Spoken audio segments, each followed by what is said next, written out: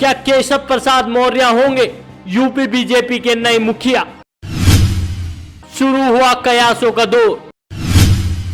कौन बनेगा यूपी का नया डिप्टी सीएम? योगी आदित्यनाथ सरकार के डिप्टी सीएम केशव प्रसाद मौर्य पिछले कुछ समय से लगातार चर्चा में है। कुछ दिन पहले स्वतंत्र देव सिंह के इस्तीफा देने के बाद यूपी बीजेपी के नए अध्यक्ष की तलाश जोर शोर पर चल रही है। यूपी के राजनीतिक गलियारों में इस चर्चा ने जोर पकड़ लिया है कि मौर्य एक बार फिर कमान संभाल सकते हैं, पर हाल ही में उनको विधान परिषद में नेता सदन बना दिया गया है, जिससे ये अफवाहें ठंडी पड़ गई।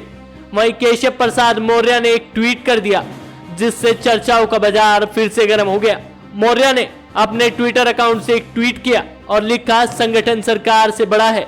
बस फिर क्या था, लोगों ने कयास लगाना शुरू कर दिया कि जब केशव प्रसाद मौर्य प्रदेश अध्यक्ष बन जाएंगे तो नया डिप्टी सीएम कौन होगा, आखिर किसको बीजेपी की कमान दी जाएगी।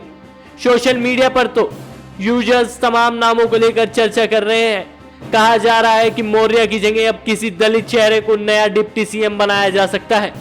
आपको बता दें, केशव प्रसाद मौर्य बीजेपी के पश्चिम और ब्रज क्षेत्र की बैठक में शामिल होने गाजियाबाद गए थे। बैठक से निकलने के बाद उन्होंने यह ट्वीट कर दिया।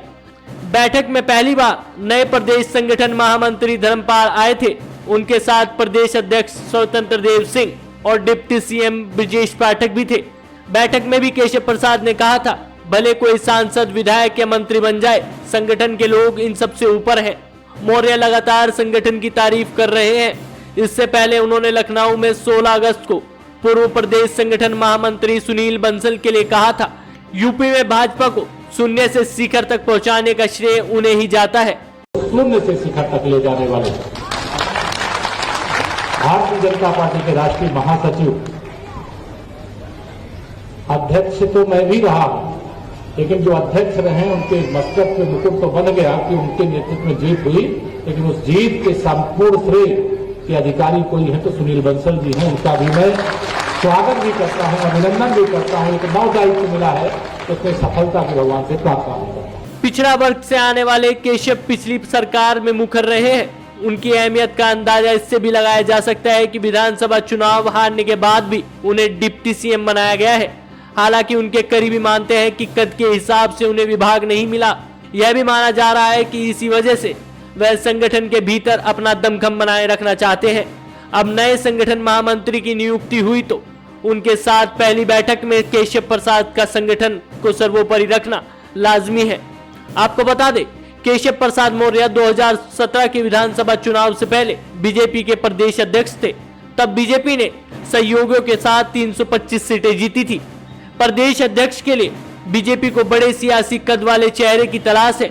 यह चेहरा ऐसा होना चाहिए जो अनुभवी भी हो और 2024 के लिए लोकसभा चुनाव के मद्देनजर संगठन और सरकार में समन्वय बैठा सके। इन मानकों पर केशव प्रसाद मौर्य फिट बैठते हैं। हालांकि कुछ लोग इस बात को कहकर खारिज कर रहे हैं कि नए संगठन महामंत्री भी सैनी बिरादरी में आते हैं। ऐसे में उसी पिछड़ी बिरादरी से बीजेपी प्रदेश अध्यक्ष नहीं बनाएगी।